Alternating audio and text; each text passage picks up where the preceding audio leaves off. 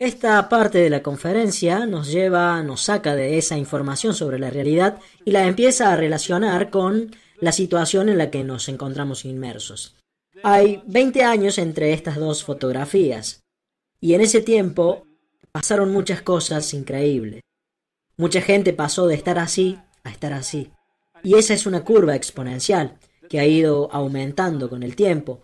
Y la gente está empezando a ver algo que es evidente y que lo tienen al frente.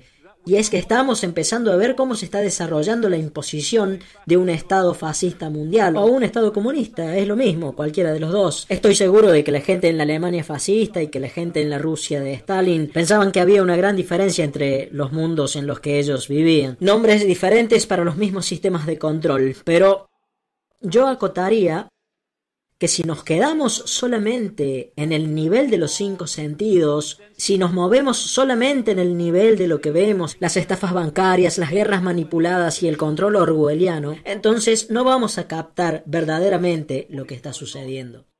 Porque lo que digo es esto, miren bien, este mundo ha cambiado y está cambiando tan rápido en lo que se refiere a todos los diferentes aspectos de este sistema de control, la forma en la que manipulan la educación, en la que manipulan las guerras, cómo ponen a la gente que ellos quieren como presidentes y nos dan toda esta mierda en la comida y en lo que tomamos, controlan los medios, manipulan toda esta estafa del calentamiento global, las farmacéuticas, el 11S y todas esas cosas. Y todo esto está ocurriendo de una forma coordinada. Así que si vamos a pensar que esta situación que estamos viendo desarrollarse se resume a un puñado de hombres y mujeres con trajes negros o lo que sea, sentados alrededor de una mesa y diciendo ¿cuál será nuestra próxima jugada? Estamos todos claramente perdiendo de vista lo importante. Y la inmensa mayoría de la gente que en los últimos años ha empezado a investigar esto, no van a avanzar. Se van a quedar estancados porque sus sistemas religiosos no se los permitirán. Por lo general es así, porque también ellos tienen miedo de lo que la otra gente va a pensar si ellos empiezan a investigar algunos de los asuntos de los que vamos a hablar ahora. Lo que la gente haga con esto depende de ellos. Lo que yo diga depende de mí.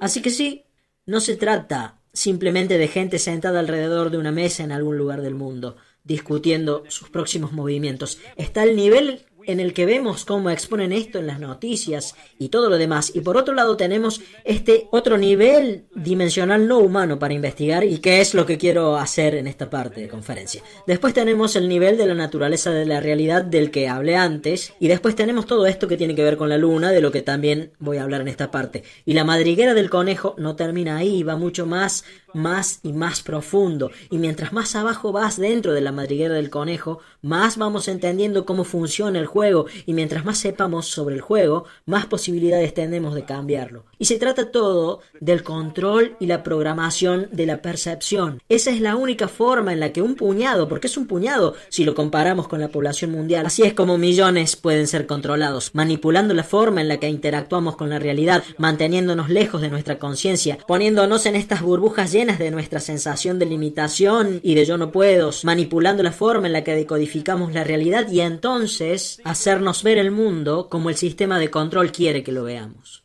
Así es básicamente como funciona día tras día, porque así es básicamente como funciona toda esta conspiración. Así que sí, por supuesto, a un determinado nivel se manifiesta como gente con trajes negros sentados alrededor de una mesa planeando sus próximos movimientos. Pero eso sigue siendo la culminación de toda esta conspiración, no es su origen. Los trasciende, son los asesores en las sombras, son los Mandelsons de este país. Son los Peter Mandelson. Él no está manipulando ahora y está teniendo síntomas de abstinencia. Llega a los Emanuel Rams, idem en Estados Unidos. El controlador y manejador de Barack Obama llega a niveles muy profundos y los trasciende, llega a las profundidades de las redes de las sociedades secretas y eventualmente va más allá de nuestra dimensión. Y ahí es de donde realmente viene todo esto. De más allá del rango de frecuencia de la luz visible. E involucra a entidades no humanas. A algunas de ellas la gente los llama los grises y los principales, yo diría, como vengo diciendo desde hace mucho tiempo, tienen forma reptiliana. Ellos operan por fuera pueden ingresar a nuestro espectro visible, pero en lo que se refiere a lo reptiliano, de este tema, ellos no pueden quedarse acá por mucho tiempo. Y la gente dice, ¿y por qué no vienen y colonizan todo de una vez? Porque no pueden o no podrían.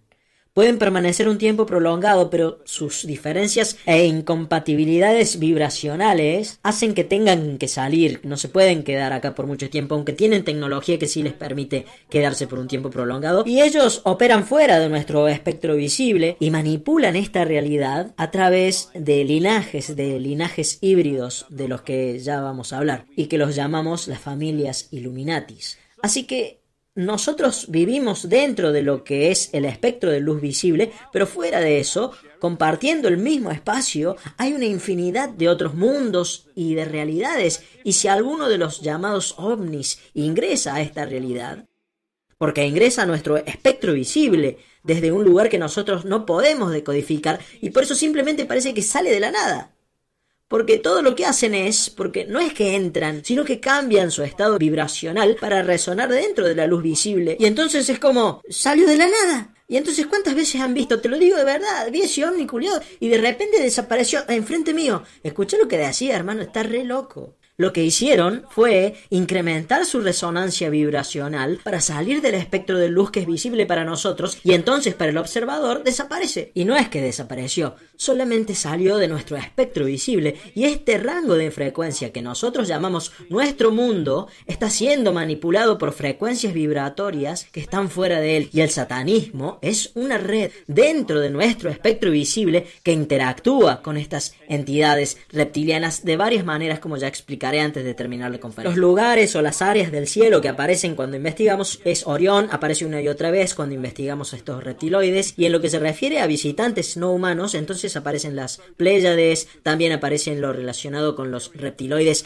el área del cielo que llamamos la constelación Draco, lo cual acertadamente, debido a las derivaciones de esa palabra, nos lleva a los draconianos y por supuesto a las leyes draconianas, o también llamadas leyes orwellianas, lo cual es muy apropiado, un nombre muy apropiado. También aparece la estrella Sirius involucrada, así que vamos a hablar de eso también esta noche. Hay mucho más para hablar también, pero bueno, en esto también aparece Marte, también está involucrado en este tema, el cómo se volvió el lugar desolado que es ahora, porque no era así antes. Y cuando hablo de estas áreas en los cielos, no estoy hablando necesariamente de esos lugares dentro del espectro de luz invisible para nosotros, porque como nosotros somos seres multidimensionales, entonces los planetas y las estrellas, etcétera, también son multidimensionales. Así que no porque un planeta pueda haber sido devastado dentro de lo que sería el espectro visible de luz, no necesariamente tiene que haber sido devastado en otros niveles de frecuencia vibracional, porque también la Tierra se mueve dentro del espectro de luz visible, pero también en multiniveles, como todos los demás. Y la otra gran parte de esta historia es cuando estas entidades reptiloides comenzaron su intervención, manipularon la genética humana a través de la hibridación, no necesariamente la hibridación física, sino también a través de hibridación con métodos tecnológicos, y también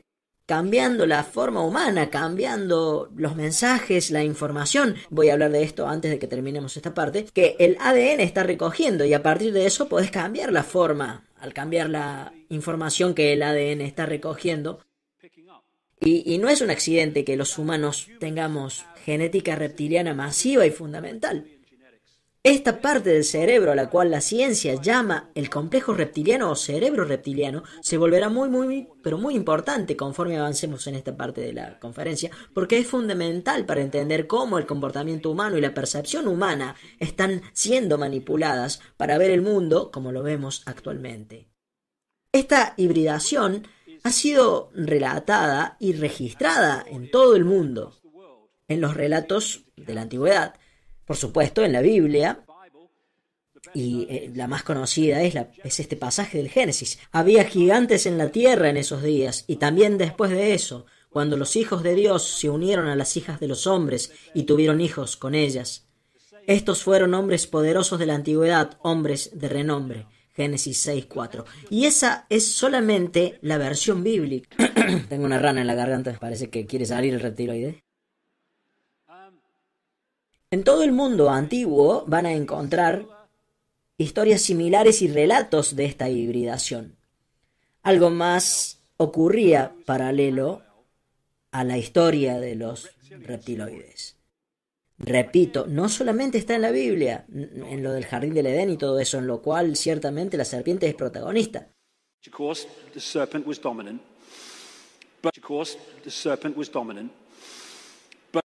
sino que también aparece en todos los demás relatos antiguos. Y esa es la conexión entre la intervención reptiloide y lo que llamamos la caída del hombre. Y repito, esta historia es universal. Y estos relatos aparecerán una y otra vez conforme sigamos avanzando en esta segunda parte. Repito, los relatos antiguos que hablan de esta parte del ciclo Yuga, al que algunos llaman Golden Age, hablan del hecho de que hubo un tiempo en el que los humanos éramos increíblemente diferentes a lo que somos hoy en día. Un tiempo en el que estábamos conectados a niveles altísimos de conciencia. El hombre estaba en este mundo, pero definitivamente no pertenecía a él. Era capaz de hazañas increíbles. Vivía una cantidad de tiempo que hoy consideraríamos imposibles en términos de eras. Y entonces ocurrió un cambio repentino. La caída del hombre, que es como lo llamaron. Pero yo a esto lo llamo el cisma, la división. Hubo una división energética al nivel del universo metafísico, la construcción en forma de onda que es la información base, y eso, mientras era decodificado dentro de esta realidad holográfica, obviamente reflejó en la representación de este mundo holográfico ese cisma en la construcción de la información. Y esto es un retrato simbólico de eso. Todo lo que pasa acá se decodifica pasando a través de eso, y acá es cuando ocurre ese cisma. Es como una distorsión en la información. Ah, gracias, Rey. Salud, Le pusiste ginebra, ¿no? Fue una distorsión en la base de la construcción de la información, y ahora veremos cómo es que eso pasó. Esto tuvo muchas consecuencias. Una de ellas fue que no fue solamente un cisma en el nivel energético del mundo mismo. Fue un cisma que ocurrió también dentro de las personalidades humanas.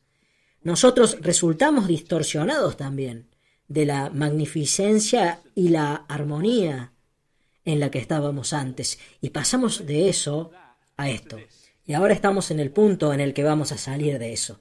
Y hubo también una manipulación genética para que dejemos de tener acceso a los rangos de frecuencia que teníamos antes. Esta es la razón principal, no la única razón, pero es la razón principal por la que los científicos llaman al 90% del ADN humano ADN chatarra, porque no saben para qué sirve. Esta es la razón principal, no la única razón, la razón principal por la que solamente usamos una fracción de nuestras capacidades cerebrales.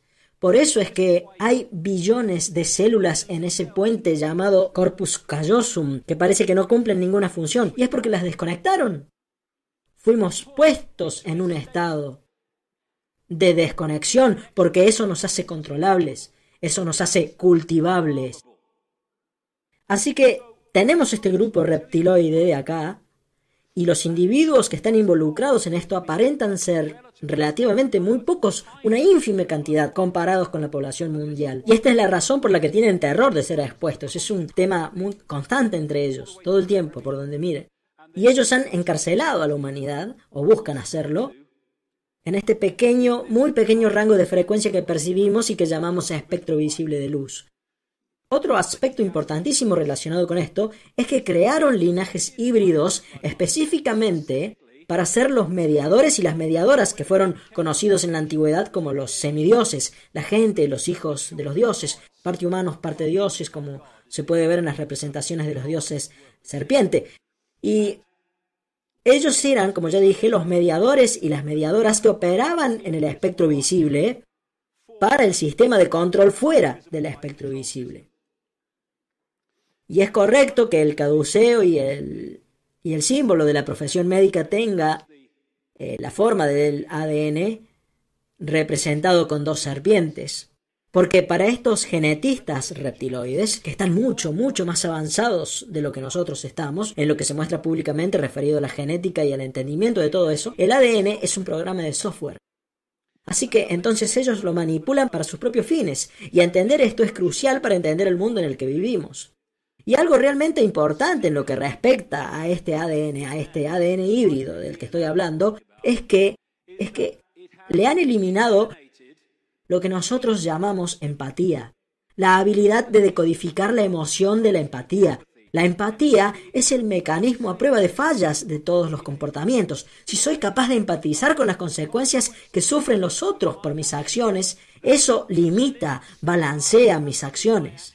Y si no tengo empatía porque no puedo empatizar, entonces no tengo límites. No hay nada que no se pueda hacer. 3.000 muertos en el 9/11. ¿Qué me importa? ¿A quién le importa? A eso es a lo que nos enfrentamos. Y es vital que superemos eso. Si nosotros analizamos esta información sobre la base del pensamiento o pensar yo no haría eso, así que ellos no lo van a hacer, bueno, así vamos a perder de vista el complot por completo porque no funciona así. No, ustedes no lo harían, ellos sí lo harían y no van a sentir ninguna culpa, hagan lo que hagan. La razón para la hibridación, para los híbridos, es la compatibilidad vibracional. Estos híbridos tienen una infusión mayor de ADN reptiloide que el resto de la población, aunque el resto tengamos mucho, y por lo tanto la resonancia es simpatética.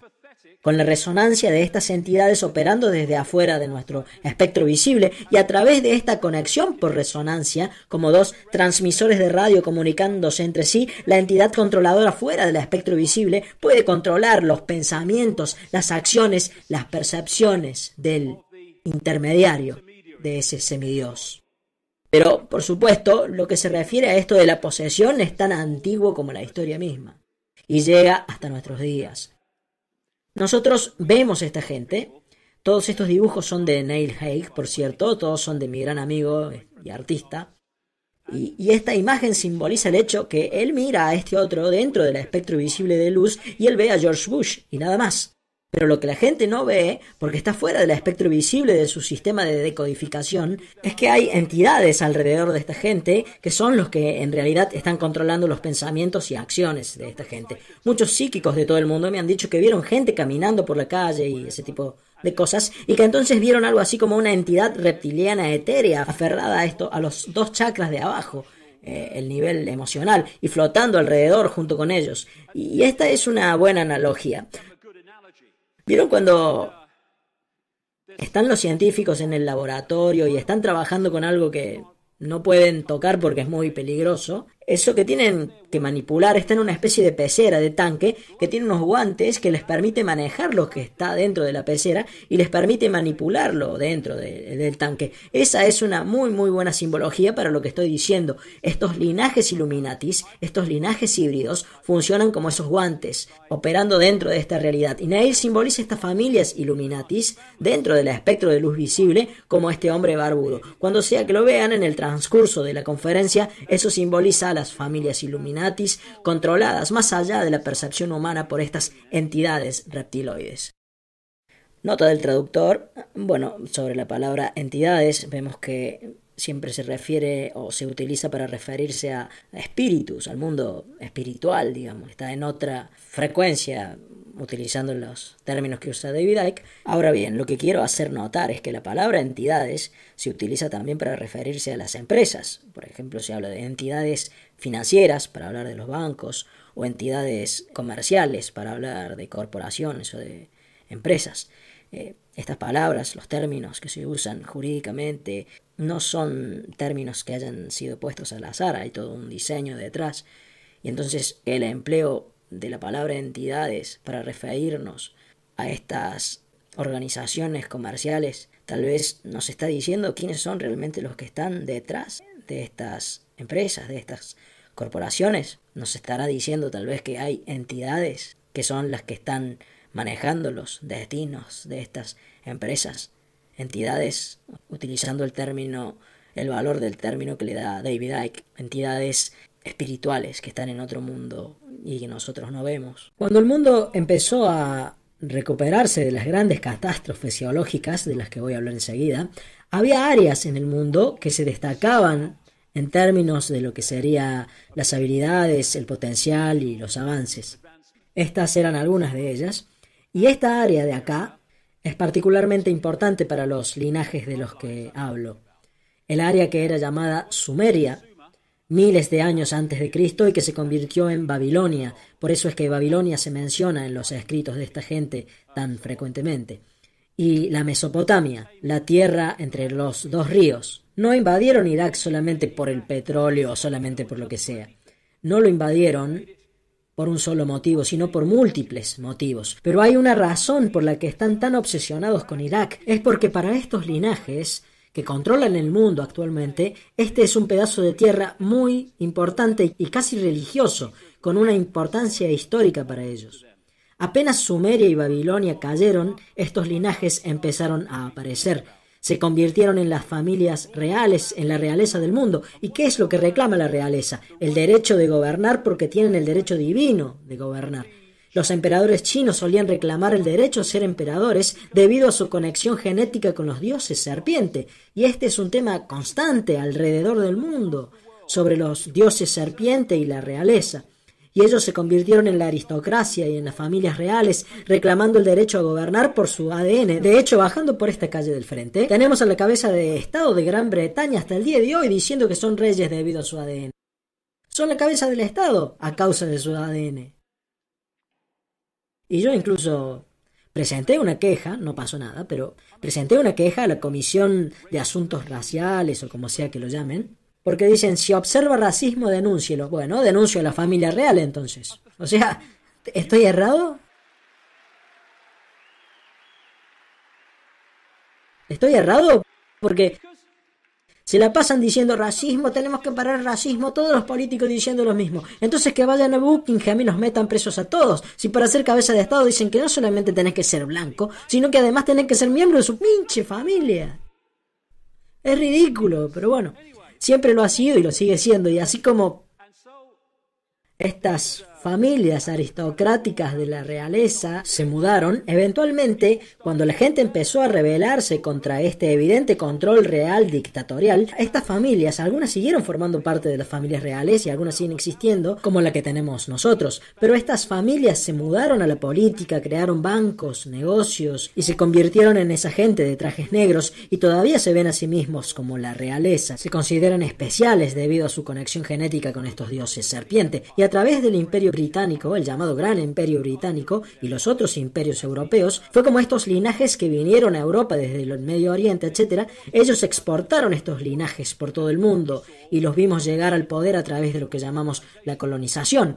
Pero hay dos clases de control. Uno tiene una vida finita, pero podríamos hablar por siempre y no terminaríamos de exponerla. La que tiene una vida finita es la dictadura, a la que la gente sometida por esta dictadura puede ver, tocar y sentir. El comunismo, el fascismo, el apartheid.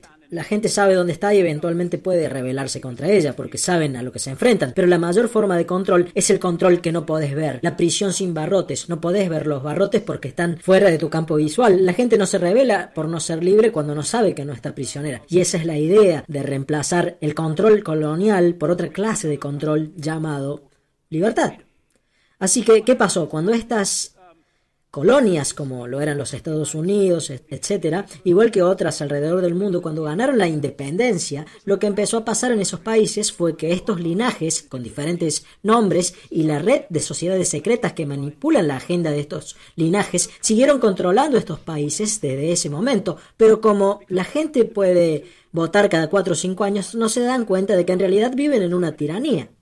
Y así es como funciona la prisión sin barrotes, y hasta que no se la exponga continuará existiendo para siempre. Así que esta clase de gente, especialmente los Rothschilds, ellos son una parte muy importante en esto. Ellos son los mediadores para la manipulación de esta realidad por estas entidades que en su mayoría están fuera de esta realidad. Y lo que ellos han creado es como una corporación global transnacional.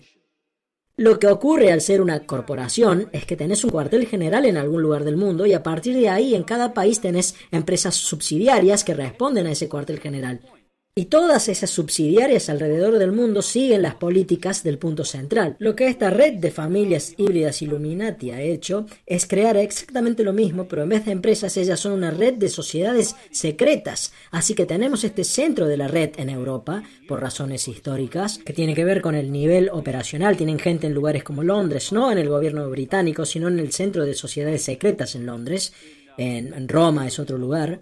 La iglesia romana y los otros puntos en Europa, Y a partir de ahí, en cada país van a encontrar familias que forman parte de esta red en estos países, cuya misión es cerrar la red, que controla los negocios de ese país, el sistema bancario, la política, los medios y todo lo demás.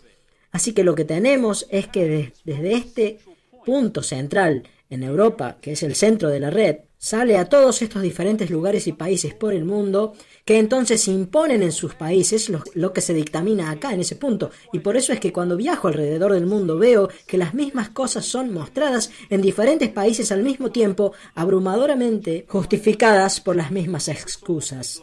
Es todo una red global. Podría simbolizarse como una red, como dije, donde los Rothschild están bien cerca de la araña.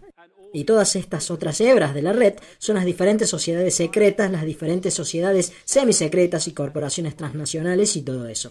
Así que cuando vemos todos estos nombres diferentes de estas corporaciones que dominan el mundo de tantas maneras, como carteles farmacéuticos, carteles del petróleo y el resto de ellos, el cartel de la biotecnología, todos son diferentes nombres o máscaras diferentes sobre la misma cara. Así que tienen esta estructura.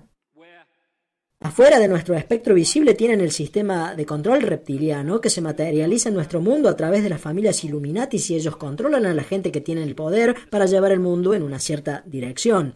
Y acá tenemos otra forma de verlo. Miren bien, toda esta gente, estos bichos se pelean entre ellos y con todos los demás, pero si se les empieza a ir de las manos, lo solucionan. Así que estos que se sientan en la cima de todos estos diferentes países, ellos controlan estas diferentes áreas de sus sociedades y la gente entonces es puesta a luchar entre sí. Estos bichos no van a la guerra, ellos le dicen a estos de acá que vayan a la guerra. Y si dejamos de ir a las guerras, se les acaba el juego. Pero seguimos yendo. Es ridículo y eso también es volver a la conciencia.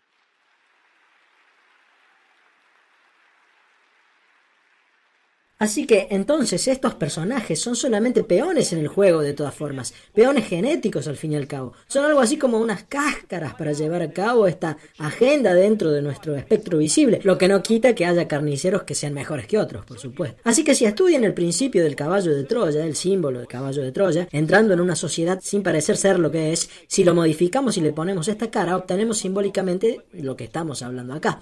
Gente de todo el mundo me manda fotos y cosas que encuentran en internet y en otros lugares que según ellos tienen algo que ver con estos reptiloides. Yo no digo que sean ojos reptiloides, podrían ser un efecto de la luz, pero las muestro ahora porque da una aproximación del número de gente que me ha dicho esto en todo el mundo. Gente de todas las profesiones han visto gente cambiando de una forma humana a una forma reptiloide, especialmente los ojos. Los ojos es lo primero que hay que mirar. Esta gente describe cómo las pupilas se les vuelven reptiloides, e interesantemente un gran amigo mío tiene un socio, quien yo no estoy de acuerdo con él, pero que estuvo investigando para desarrollar tecnología de escaneo de iris, y eso lo llevó a investigar muy profundamente unos 2.300 ojos. Y él le dijo, no sabía nada de esto, de lo que yo estoy hablando, probablemente nunca escuchó hablar de mí, y él le dijo a mi amigo que la cosa más asombrosa fue que aproximadamente un 4% parecían ser del tipo reptiliano. Y ese es un número recurrente. En mis investigaciones, al menos 4 o 5% parecen estar o ser de esta naturaleza híbrida. Así que esta gente son humanos híbridos, humanos reptiloides, y van a ver ojos humanos, pero detrás de esos ojos hay otra cosa. Yo tuve una experiencia con este personaje, Ted Heath. Él fue primer ministro de Gran Bretaña desde el 70 al 74 y nos llevó a la Unión Europea apenas asumió. Es una historia muy larga, ya la conté antes, pero bueno, lo voy a contar de nuevo. Él me miró en un camarín, estábamos en un canal de televisión, y cuando me miró, esto fue lo que hicieron sus ojos. Sus ojos se volvieron completamente negros, todo el ojo. Y mientras miraba sus ojos, habrán pasado, no sé, tal vez 1 minuto, 2, no sé. Y mientras miraba sus ojos, en ese momento pareció como si estuviera mirando dentro de 2 agujeros negros, porque no se podía hacer contacto visual, porque no había contacto. Era como si, ahora lo sé, como si estuviera mirando a través de él, hacia esa otra dimensión, de donde verdaderamente él estaba siendo controlado. Este tipo, Ted Heath, Dios me libre, Dios me libre. La cantidad de niños que ese tipo torturó y mató, y digo esto desde 1998, y está impreso. Y él vivió por muchos, muchos años después de eso. Y no le pasó nada. ¿Por qué? Porque es cierto. Así que estos bichos se esconden detrás de formas humanas. Acá esto me supera. Esto me supera.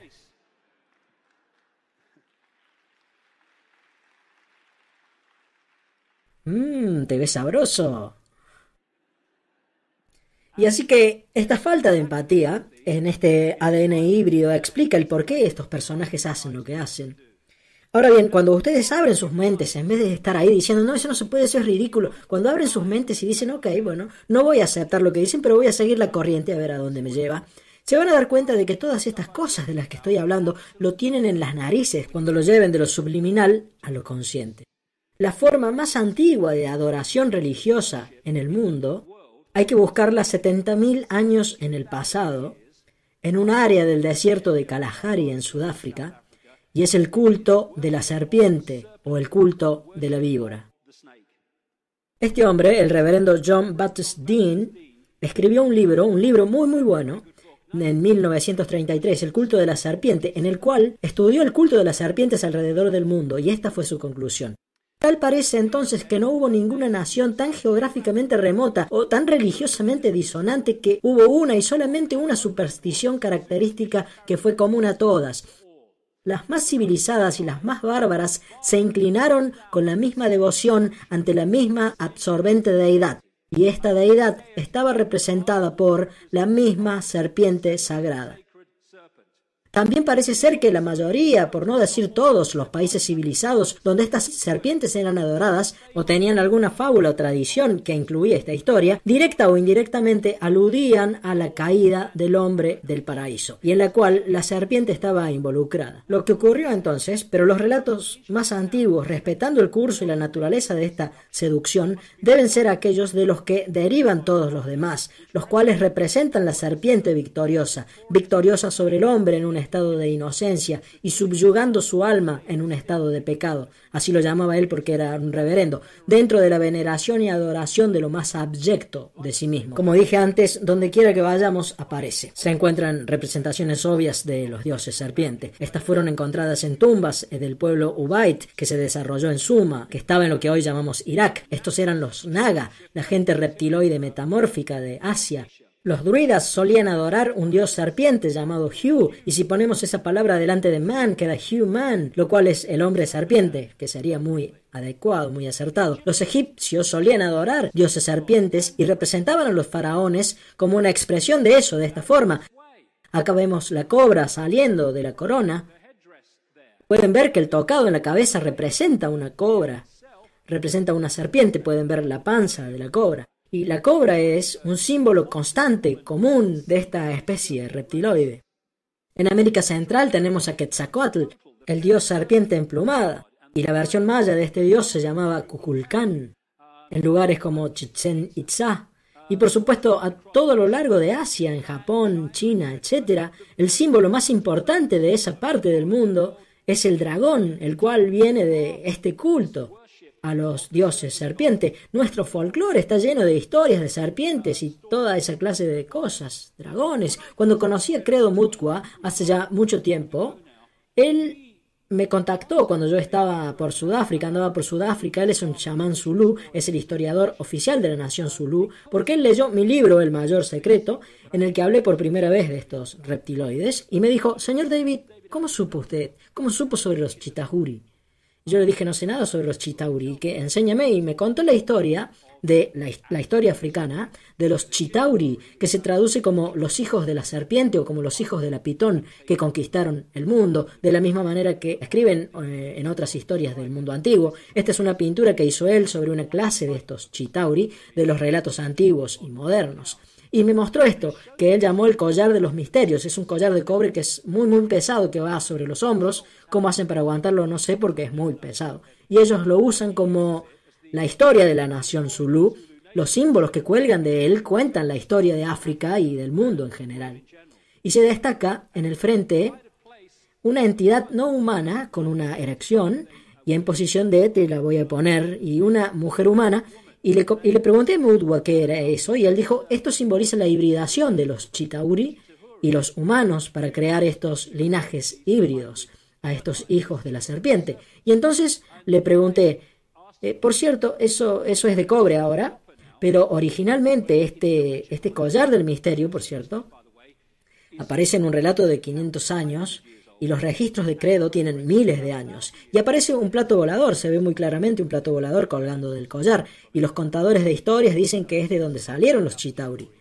Así que, siguiendo con el collar, esto es de cobre ahora, pero solía ser de oro. Alguien lo robó y no pudieron volver a hacerlo de oro otra vez. Y esto nos lleva a África del Norte, a Egipto, a la historia base de los mitos egipcios, porque ese es el pene dorado de Osiris, lo cual se relaciona con todo esto de los linajes de oro, de estos linajes especiales. Y cuando le pregunté a Credo por qué no tenía forma reptiloide, él me dijo que porque los Chitauri, y esta historia es constante en todos los lugares a donde voy, que los Chitauri les dijeron que no nos representen con nuestra verdadera forma. Algunas culturas lo hicieron, la mayoría no lo hicieron, por lo que lo tuvieron que hacer simbólicamente, así que los representaron, obviamente no humanos, pero no reptiloides por miedo a las consecuencias. Nota del traductor. Esto que menciona David Icke me lleva invariablemente a la orden bíblica, en la cual el Dios bíblico, Yahvé, le dice a los suyos que no hagan una imagen física de él, que no lo representen. ¿Por qué es que dio esta orden? Será porque es muy bonito, tal vez, para nosotros. Y entonces, sabiendo que su imagen física no era lo que sería atractivo para los humanos, entonces decidió, con una visión comercial a futuro, una cuestión de marketing, decidió ordenarle a los suyos que no lo representaran como era él físicamente, porque lo que él en realidad quería era en algún momento controlar el mundo y su imagen no lo iba a ayudar, lo cual, bueno, es coincidente con esta historia. De ser así sería una cuestión de marketing muy cuidada. Esto me lleva también a la escena de la película de They Live, cuando el protagonista se encuentra con estos alienígenos y los ve con su verdadera forma. Uno de ellos le dice: vos también sos feo para nosotros. Y cuando estaba escribiendo mi último libro, La humanidad nunca más de rodillas, llegué a un proyecto, creo que ya concluyó, de un hombre llamado Pierre Sabac, y él estaba con el proyecto de un libro llamado Asesinos de la Realidad. Y Pierre Sabac pasó casi 7 años buceando en diccionarios, estaba obsesionado con las palabras y sus derivaciones, se la pasó buceando en diccionarios y analizando diferentes clases de gente y diferentes clases de lenguajes a través de las diferentes épocas, y él agrupó los hechos y se dio con que los lenguajes, que la mayoría de los lenguajes, si se estudian las derivaciones de los idiomas actuales desde el principio, desde el origen de las palabras, se llega a la historia de esta especie de dioses serpientes reptiloides conquistando a la humanidad, y también a cómo ellos solían simbolizar esta especie por las razones que dije hace un rato, no con su verdadera forma, sino como águilas, como halcones, como búhos, como ángeles. Si rastrean la palabra ángel hasta sus orígenes, de acuerdo a la investigación de Sabac, llegan a una palabra que significa víbora o serpiente. Y así que entonces tenemos el águila en la bandera de muchos países, y escudos, incluso en el escudo tan famoso de los Estados Unidos, tienen los búhos, muy ligados a la diosa de Babilonia, Semiramis o Ishtar. Tienen la historia de los ángeles, especialmente la historia de los ángeles caídos, que representan a esta especie reptiloide y a la hibridación con los humanos, y tienen a Horus, el hijo del dios de Egipto, el hijo de una virgen, representado como un halcón, repito, junto con imágenes reptilianas. Después están los serafín, una de las jerarquías angelicales en las creencias cristianas y hebreas y judías, y la palabra serafín significa víbora o serpiente, y si bucean hasta sus orígenes. Después tienen el disco con la serpiente voladora, que se usó ampliamente en el mundo antiguo, y otra cosa que hicieron fue simbolizar los cielos como el océano de arriba. Está el océano que conocemos y después está el océano de arriba, que son los cielos. Y así que ellos hablaban de los dioses serpientes llegando en sus barcos celestiales a través del océano de arriba. Y así que por eso hay mucho simbolismo marítimo, lo cual no se relaciona con el mar que conocemos, sino que habla del océano de arriba, y eso se puede ver. Estos linajes eran conocidos en el mundo antiguo con diferentes símbolos y diferentes códigos, como hijos del cielo y de la tierra, y también como hijos de los dioses o hijos de los cielos. Y otro gran símbolo de estos dioses serpientes, era la vigilancia. Los llamaban los vigilantes. Esto se puede encontrar por todos lados, y por eso es que hay un ojo, como me lo confirmó Credo Mutwa, en esa mano en el collar de los misterios. Esos son los vigilantes, esos son los dioses serpiente, y por eso es que tenemos el ojo en la cumbre de la pirámide, el ojo que todo lo ve en el billete de $1, y por eso es que es el símbolo Illuminati principal en la red de las sociedades secretas. Ellos son los dioses supervisando la pirámide del control. Otra manera en la que simbolizaban a menudo a estos linajes híbridos en el mundo antiguo era como parte humanos hasta la cintura y las piernas o la parte de abajo con forma de serpiente. Se encuentran con esto enseguida cuando empiezan a investigar todo este tema. Todo esto es simbólico para este simbolismo de los mitad humano, mitad víbora. Por todos lados lo van a ver.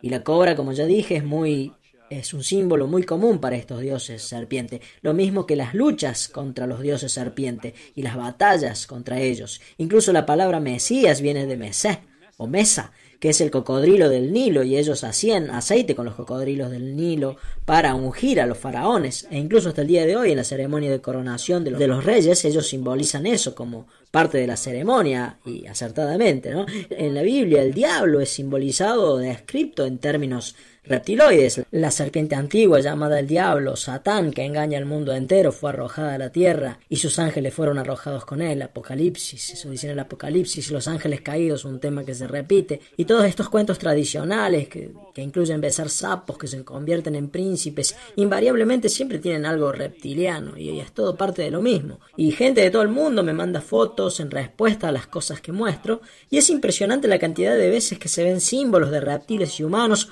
o de gente humana y parte reptil, o supervisando las gárgolas en los palacios y castillos y en las iglesias de esta élite son una simbología de eso. Y por supuesto en los últimos, 20 años o por ahí, apareció un simbolismo masivo reptiliano en las historias para niños y en el entretenimiento infantil. Y entonces en el último tiempo, no sé si ya vieron esto, en esta pintura del siglo XVI que está en la Galería Nacional de Retratos de la Reina Isabel I, se creía que estaba sosteniendo flores porque eso es lo que pintaron encima, pero con la tecnología se puede ver lo que está pintado abajo. Y esta es una representación de eso, y está en uno de mis libros, y se puede ver que sostiene una víbora, algo que es muy apropiado.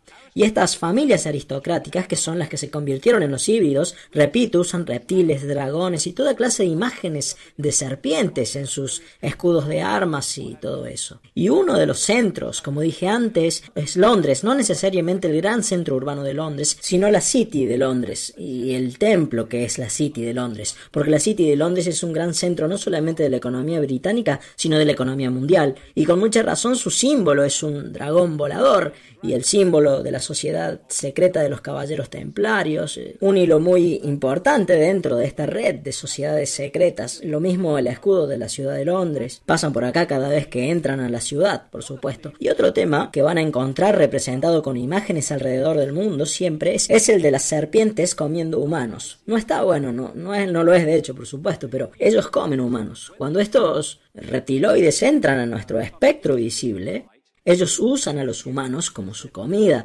igual que los humanos usamos animales, al ganado, a las ovejas, y de ahí es que vemos estas imágenes por todos lados, por todo el mundo. Esto es en América Central, en la zona de los mayas. Esta es una pintura de Credo Mutwa sobre los mitos sudafricanos de los dioses serpientes, de los Chitauri comiendo humanos, y esto es el logo de Alfa Romeo. ¿Qué está haciendo el bicho ese? ¿Qué les parece que está haciendo? Lo mismo. Y en los jardines de uno de los palacios, o también llamados mansiones, de Silvio Berlusconi en Italia, su líder y uno de los hombres más corruptos del mundo, tenemos otra vez la misma imagen. Y fuera de nuestro espectro visible, ellos se alimentan de la energía humana, de las emociones humanas, especialmente de las bajas, de las emociones de baja vibración, porque ahí es donde realmente operan ellos. Así que tienen que mantener a los humanos en un estado de supresión emocional y mental, y así de esta manera nosotros seguimos alimentando este robo de energía que entonces ellos absorben, y eso se volverá importante en la parte que viene, cuando entremos en la parte de por qué la pedofilia está tan expandida entre esta élite, porque la energía cambia con las emociones que expresamos. Cuando expresamos amor, tiene un cierto ancho de banda. Cuando expresamos odio, es un ancho de banda diferente. Y un amigo mío en Japón se volvió muy conocido por tomar agua el señor Emoto tomaba agua y la ponía en un recipiente y entonces él escribía palabras de amor o de odio o de diferentes tenores en los costados, porque cuando escriben una palabra, esa palabra puede aparecer en el mundo decodificado como una palabra que ustedes pueden escribir y leer, pero en el reino vibracional eso representa una vibración. Si pudieran ver la vibración al escribir la palabra odio y la de escribir la palabra amor, sería dramático. Ahí lo pueden ver,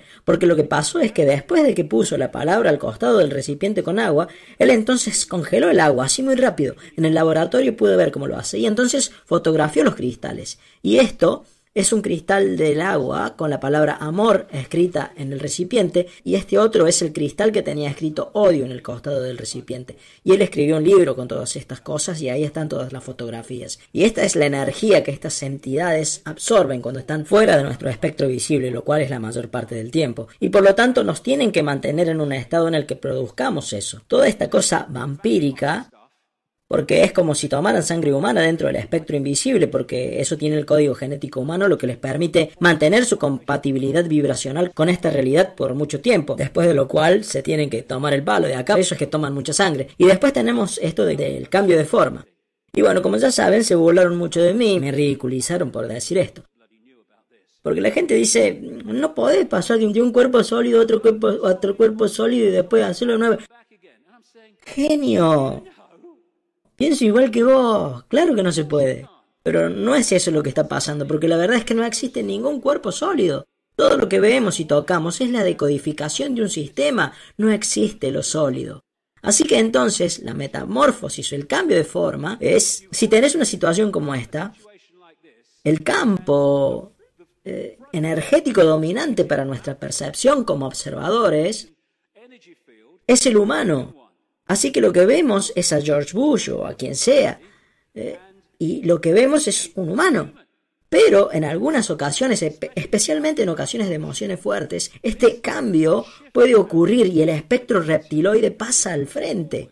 Y cuando pasa eso, se convierte en el campo dominante la mayoría de las veces por un instante. El observador entonces empieza a decodificar esa imagen y entonces se hace un cambio reverso y se empieza a decodificar lo otro. Y para el observador que está decodificando ese cambio, que está creando la realidad holográfica en su cabeza, que es donde todo está ocurriendo, para su observación alguien pasa de una forma humana a una forma reptiloide y después de vuelta a la forma humana. No es que cambia de cuerpo sólido. Ella es un holograma, igual todos somos hologramas, y ellos pueden cambiar, y así es como se hace el cambio de forma, o lo que llamamos cambio de forma físico. Es una ilusión en nuestras cabezas, está pasando en nuestras cabezas. Así que el camino hacia la tiranía empezó cuando llegaron estos reptiloides. Antes de eso, como ya dije antes, el mundo era muy diferente. La era dorada, el tiempo cuando los humanos eran simplemente extraordinarios antes de la supresión. Y entonces aparece este cisma energético, esta distorsión en la construcción de la información que pasó a estar dentro del mundo holográfico y en un nivel con eventos geológicos masivos, con erupciones volcánicas y tormentas y todo lo demás.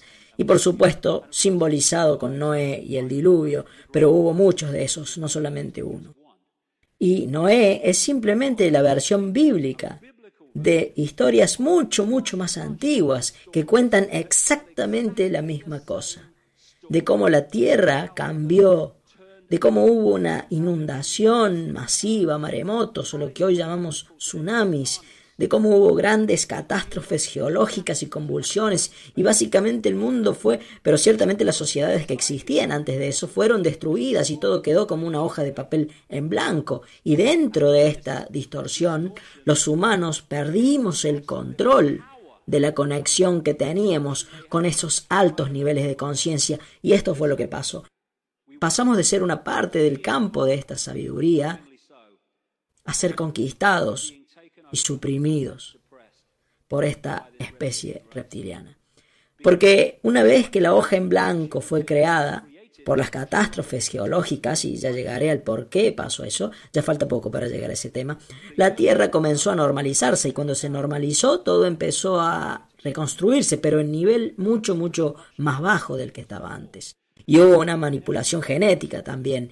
Y en China, a diferencia de la mayoría de los demás países, no tenés acceso a la mayoría de las páginas de Internet porque el sistema informático ha sido protegido con firewalls. para evitar que la gente de China tenga acceso a esas áreas de Internet que las autoridades no quieren que vean. Lo que hicieron como parte de la intervención de la que hablé hace un rato fue manipular la genética humana para hacernos exactamente lo mismo a nosotros, ponerle cortafuegos o firewalls al nivel de la realidad al que podíamos acceder antes. Y así fue como nos pusieron en esta prisión que llamamos el espectro de luz visible y en el que estamos desde entonces. Y, más específicamente, aislados en el lado izquierdo del cerebro. Y así solamente percibimos a través de los 5 sentidos, solamente podemos ver estructuras y lenguajes y jerarquías y todo eso, mientras que nuestro potencial fue dramáticamente reducido. Y apareció este mundo como resultado de eso.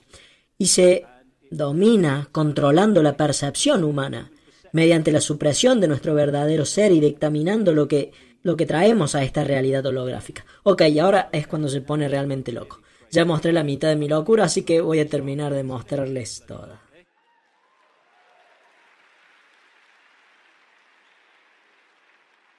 Lo que quiero decir antes de que empecemos con esto es lo siguiente.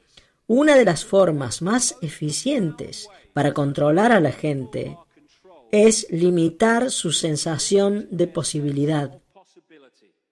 Tu sensación de posibilidad se convierte en lo que sentís que es posible, y eso es algo obvio, es verdad, pero sin embargo no podemos verlo aunque lo tengamos al frente. En otras palabras, si podés programar el sentimiento de lo que es posible y hacer que sea muy angosto e increíblemente limitado, entonces cuando viene la gente diciendo, esto es lo que está pasando, esta otra gente de acá dice, pero vos estás re loco, eso no se puede. No, lo que pasa es que vos no podés creer que sea posible.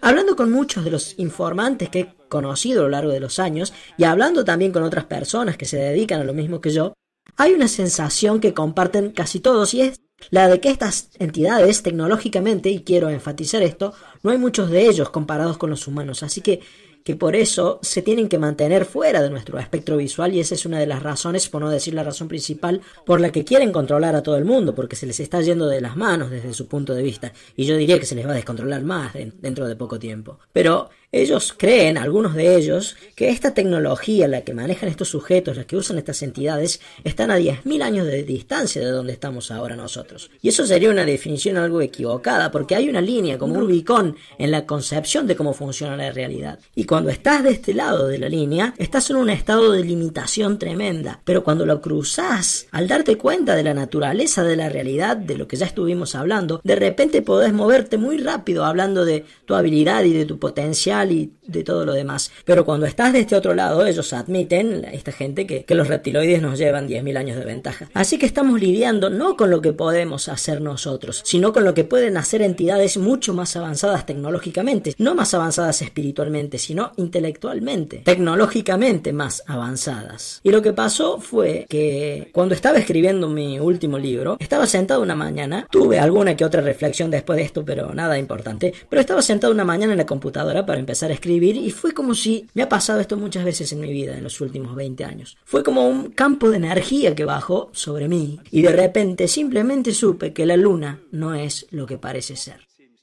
que no era el cuerpo celeste, el fenómeno natural que creemos que es.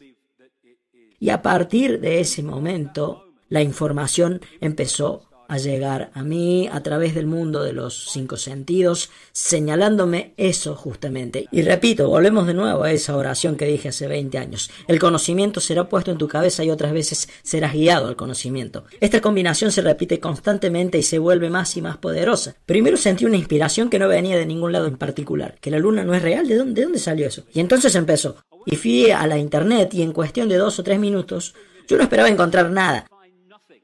Solamente escribí un par de palabras indicando que la luna no era real que en la forma en la que creemos que lo es. Y ahí canté bingo, porque después de 2 o 3 minutos encontré este libro. ¿Quién construyó la luna?, escrito por 2 investigadores que escribieron otros libros también, uno de ellos una investigación sobre la masonería. Y en este libro dan detalles que son anomalías extraordinarias relacionadas con la luna. Y llegaron a la conclusión que comparto absolutamente con ellos, e incluso diría que se quedaron cortos, como ya veremos dentro de un rato, de que esto es lo que estamos viendo. Las conexiones geométricas y todo eso, y las matemáticas y las relaciones entre ellas en términos de tamaño y posición, son simplemente increíbles. Y lo que estoy sugiriendo, y no estoy solo en esto a pesar de los años, en este nivel, aunque capaz que me quede solo cuando diga lo que voy a decir ahora en un rato, ya vamos a ver dentro de unos minutos. Ya pasé por eso, así que no me importa. La Luna es en realidad un planetoide hueco, creado por una especie mucho más avanzada y que fue traído acá para colonizar la Tierra. Y lo que hacen parece ser un modus operandi. Ellos traen estas lunas y cuando las traen, ellos fundamentalmente afectaron la Tierra. Quiero decir, la Tierra tiene giro, tiene un ángulo de inclinación debido a la Luna. Se debe en gran parte a eso, a la presencia de la Luna. Así que llegan, bingo, las cosas cambian en las sociedades y lo que había antes deja de existir y entonces gradualmente empiezan a conquistar el lugar a donde van. Así que cuando llegó la Luna, y repito, es muy importante salir del mundo holográfico e ir a la construcción original. Ustedes ven una luna sólida, sí, pero eso es en el mundo de afuera. Pero acá adentro es una construcción energética en el universo metafísico.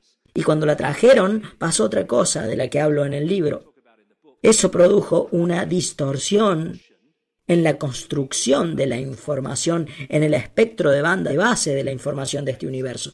Y cuando hicieron eso, se manifestó acá en forma de todas estas catástrofes y de las cosas que dije que pasaron en el mundo antiguo. Se manifestó con todas estas grandes catástrofes geológicas y con el diluvio universal y todo lo demás. ¿Y cuál es uno de los temas más comunes de los que hablan en la antigüedad relacionado con esto? Lo de que el mundo se dio vuelta. Ustedes me van a decir, ¿cómo carajo se puede dar vuelta el mundo? ¿Qué pasó? Lo que pasó es que cuando trajeron la luna, la Tierra se inclinó y quedó con el ángulo que tiene ahora y eso se debe a la luna.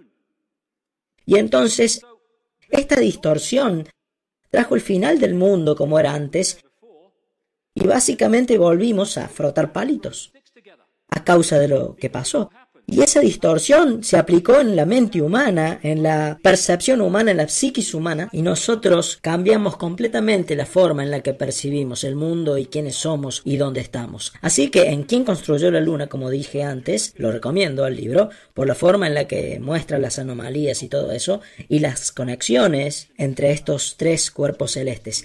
Y estas conexiones matemáticas y geométricas solamente se aplican a estos tres cuerpos celestes en el sistema solar, no se aplican a otros, solamente a estos tres. Y la luna está tan perfectamente posicionada que debido al lugar donde está, cuando hay un eclipse, tiene el mismo tamaño que el Sol, y por eso es que tenemos los eclipses. Y los autores de Quién construyó la luna dicen esto: la luna es más grande de lo que debería ser, es más antigua de lo que debería ser, y con una masa mucho más liviana de lo que debería tener. Tiene una órbita improbable y su existencia es tan extraordinaria que todas las explicaciones que dan para su existencia están llenas de inconsistencias, y ninguna de ellas podría ser ni remotamente considerada absoluta. Y cuando van y preguntan ¿de dónde viene la luna?, les responden esto.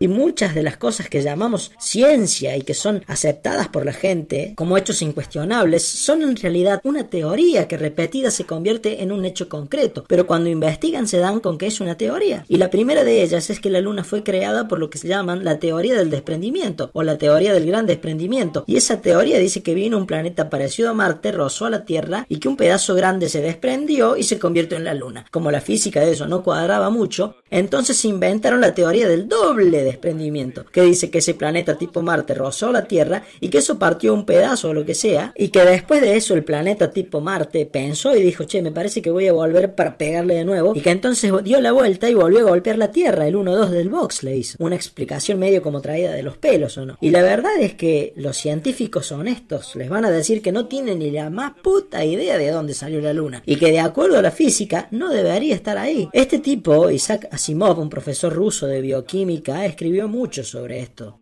Y dijo esto muy acertadamente: no podemos evitar llegar a la conclusión de que la luna no debería estar ahí. El hecho de que así sea es una casualidad difícil de aceptar.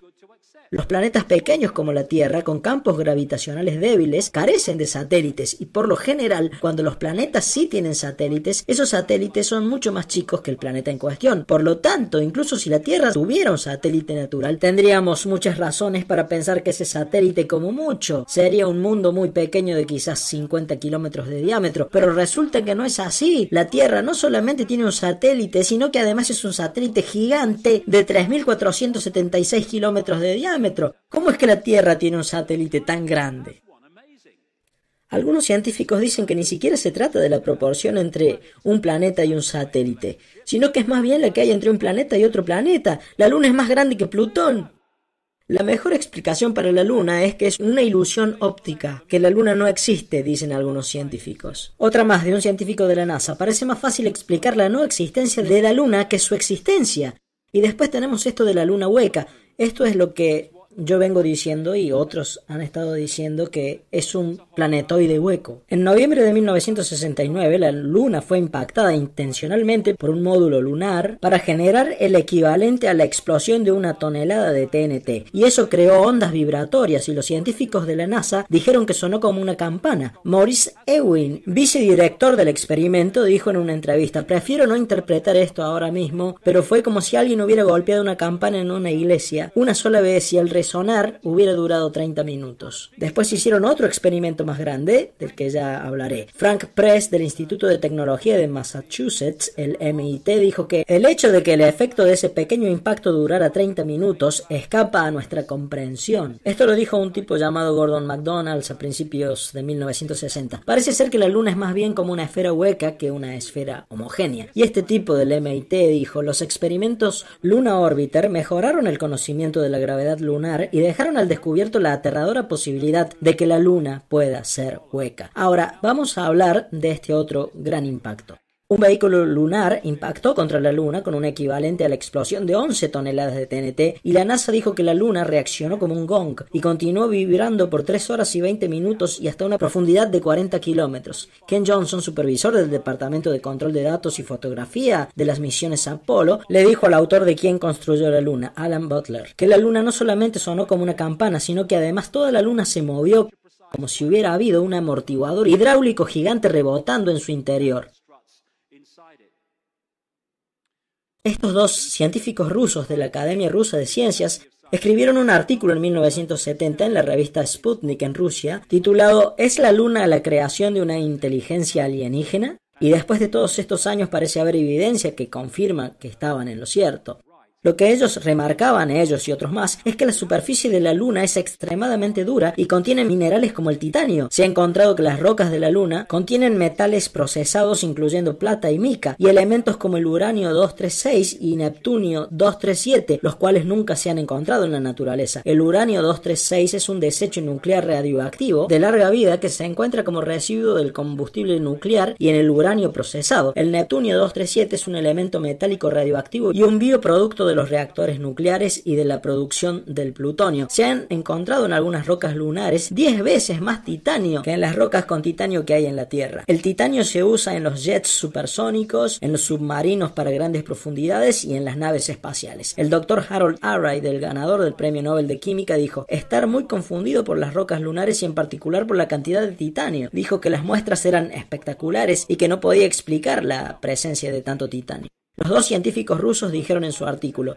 si se tuviera que crear un material para proteger un satélite artificial gigante de los efectos de las temperaturas, de la radiación cósmica y de las lluvias de meteoritos, los expertos probablemente utilizarían estos metales refractarios. Los metales refractarios son increíblemente resistentes al calor y al desgaste.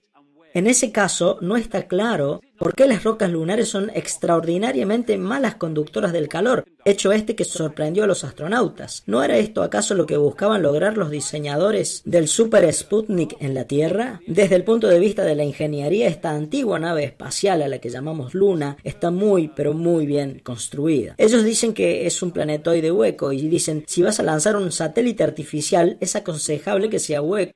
Al mismo tiempo, sería muy inocente imaginar que alguien capaz de llevar a cabo semejante proyecto espacial se sentiría satisfecho solamente con construir un tronco hueco para simplemente lanzarlo a orbitar la Tierra. sería más creíble decir que lo que tenemos acá es una nave espacial muy antigua, el interior que estaría lleno con combustible para los motores y de materiales y accesorios para trabajos de reparación, instrumentos de navegación, equipos de observación y toda clase de maquinaria. En otras palabras, todo lo necesario para permitirle a esta carabela del universo ser usada como un arca de Noé, muy apropiado el término, de seres inteligentes. Quizás incluso sea el hogar de una civilización completa, con previsiones para miles de millones de años de existencia y para navegar a través del espacio miles de millones de kilómetros. Naturalmente, el casco de una nave de estas características debe ser muy resistente para aguantar los impactos de los meteoritos y de las fluctuaciones entre muy altas y muy bajas temperaturas. Probablemente el cascarón sea doble, la base probablemente sea un armazón oscuro de unos 32 kilómetros de espesor y recubriéndolo alguna clase de cáscara más delgada de unos 5 kilómetros de espesor. En ciertas áreas donde están los mares y cráteres de la Luna, la capa exterior debe ser más delgada y en algunos casos inexistente. Y este otro científico dijo, la Luna fue hecha al revés. En otras palabras, lo que está por fuera debería estar en el interior. Y eso apoya la idea de que es un planetoide hueco. Así que, cuando empecé a reunir estos datos para mi nuevo libro, llamé al oráculo en Sudáfrica, a Credo Mutwa, y descubrí que las leyendas y los símbolos zulúes estaban increíblemente bien fundamentados. Y de eso se trata todo esto, de simbolismo. Y están estos antropólogos y gente que anda por el mundo y se encuentra con estos chamanes y estas leyendas antiguas y las toman como si estuvieran relatando los hechos literalmente. Y como dije antes, ahora tenemos las herramientas que nos facilitan las cosas, porque la tecnología está reflejando la realidad, por lo tanto podemos tener las analogías. Cuando estas leyendas se crearon, esa gente no tenía nada de eso, ellos tenían que relatar las cosas de forma simple para que la gente de la época las pudiera entender, así que usaban el simbolismo. Cuando me reuní con Credo Mutwa, no le conté nada de lo que estaba recopilando o pensando, solamente le dije, ¿puede contarme alguna leyenda zulú sobre la Luna? Y dijo, sí, nosotros consideramos que la Luna es un huevo. Ahora bien, cuando interpretan eso literalmente, dicen esta gente dice que la Luna es un huevo. Qué gente primitiva. Pero no, ellos la simbolizan como un huevo por algo. Y esto es lo que me dijo. Las leyendas zulúes dicen que la Luna fue traída aquí hace cientos de generaciones atrás por dos hermanos, Wuwani y Mpaku, quienes eran los líderes de los Chitauri. Ellos eran conocidos como los hermanos del agua y tenían la piel con escamas como los peces. Ahora bien, esta historia es casi exactamente igual a las historias encontradas en las antiguas tablillas de arcilla en lo que ahora es Irak. En Sumeria hay relatos sumerios que hablan de los Anunnaki, una especie no humana, yo diría que era una especie reptiloide, que vino a la Tierra de la misma manera que vinieron a otras partes del mundo y el mundo antiguo habló de eso. Y los Anunnaki, de acuerdo a estos relatos, estaban guiados por dos hermanos llamados Enki y Enlil, y por lo menos uno de ellos, Enki, estaba simbolizado bajo otro nombre también, con un nombre relacionado con el agua, exactamente igual que esto. Las leyendas zulúes cuentan como Mwana y Mpaku robaron la luna, que es un huevo, y por eso es que la simbolizan como un huevo, no porque sean primitivos, del gran dragón del fuego, y le sacaron la yema y la dejaron hueca. Entonces hicieron rodar la luna a través del cielo hasta la Tierra, causando eventos cataclísmicos en este planeta. Leyendas anteriores también dicen que los Chitauri amenazaron con mover la luna si los humanos no hacían lo que ellos decían, porque con eso causarían mucha más devastación. Lo que estos dos científicos dicen sobre esta capa protectora externa de 5 kilómetros, seguida por la capa inexpugnable de 30 kilómetros de espesor, es que explica una de las anomalías de la Luna, y es que los cráteres tienen todos casi la misma profundidad, incluso aunque la escala del impacto y el tamaño del cráter pueden ser tremendamente diferentes, la profundidad parece ser la misma, y esto es así, y con una variación mínima, y los científicos dicen que se debe a que la capa exterior hace de amortiguador y evita que se traspase la capa interior, que es inexpugnable. Este tipo, John Wilson, escribió un libro en los 70s llamado Nuestra misteriosa nave espacial llamada Luna, y ahí enumera algunas de las anomalías, y hay otras más, que pueden ser explicadas por lo que hablamos recién. ¿Por qué la Luna es algo tan extraño, grande y lejano si es un satélite natural de la Tierra? ¿Por qué la Luna tiene cráteres tan poco profundos? ¿Por qué algunas rocas lunares son más viejas que la Tierra y tienen la antigüedad del sistema solar? ¿Por qué la Luna parece estar dada vuelta como una media? ¿Por qué la Luna vibra como un gong gigante transmitiendo temblores a lo largo de grandes distancias alrededor y a través de ella? ¿Por qué la Luna presenta tantas contradicciones en los datos y en los hallazgos? Y creo que fue en 2001 que hubo una serie de conferencias en el Club Nacional de la Prensa en Washington, dadas por gente que había estado involucrada en proyectos gubernamentales, programas espaciales, etc., que salieron a mostrar evidencias de cosas que habían visto, que eran clasificadas y que no se hacían públicas, y uno de ellos era este tipo, el sargento Carl Wolf. Él era un ingeniero en fotografía electrónica profesional que trabajaba en la base de la Fuerza Aérea en Virginia. Esa es la base de Fuerza Aérea controlada por la CIA. Uno de los aviones del 911 salió de ahí, nunca se dijo, nunca se mencionó. Y lo que él dijo en el club de periodistas fue que él había sido llamado desde la otra punta de esa base, donde estaban colocando lo que ellos llaman mosaicos, como si los módulos lunares que pasaron sobre la Luna la hubieran fotografiado, y ellos tenían diferentes fotografías y estaban uniéndolas para completar el paisaje. Y tenían un problema técnico, así que él fue a tratar de ayudarlos con eso. Y un tipo que estaba ahí trabajando con estos mosaicos le mostró algo interesante. Y esto es lo que dijo él en esa conferencia en Washington. Ellos sacaron uno de estos mosaicos y me mostraron esta base, que tenía formas geométricas que eran torres. Había edificios esféricos, torres altas y cosas que parecían antenas de radar, pero eran estructuras grandes. Si lo comparo con lo que he visto hasta ahora, porque tengo fotos que muestran artefactos que son similares a las cosas que vi, y eran enormes, y esto es algo interesante. Piensen que la Luna es grande, y ahora relaciónenlo con eso. Las estructuras y la tecnología, y si lo quieren, las naves espaciales en las que se mueven estos sujetos, algunas de ellas son extraordinariamente grandes, más allá de nuestra comprensión, porque ellos han cruzado el Rubicón del entendimiento de lo que es la realidad y por lo tanto de lo que es posible. Algunas de estas estructuras miden 1 kilómetro en su parte interior, son edificios enormes.